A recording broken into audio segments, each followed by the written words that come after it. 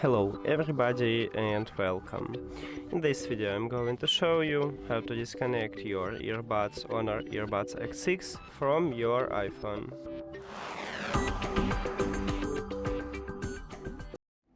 You have to start by open settings. Then go to the Bluetooth.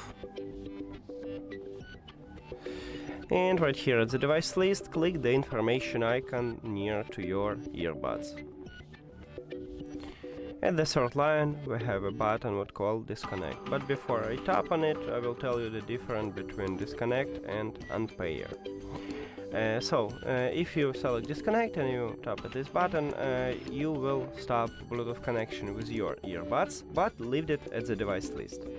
And if you select to unpair your headphones, you will totally remove your earbuds from your phone.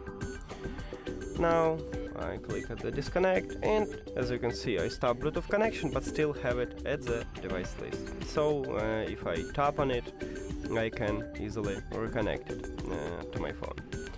That's it. Thank you for watching this video. If you found it helpful, please consider subscribing to the channel and leave the like on the video. See you later.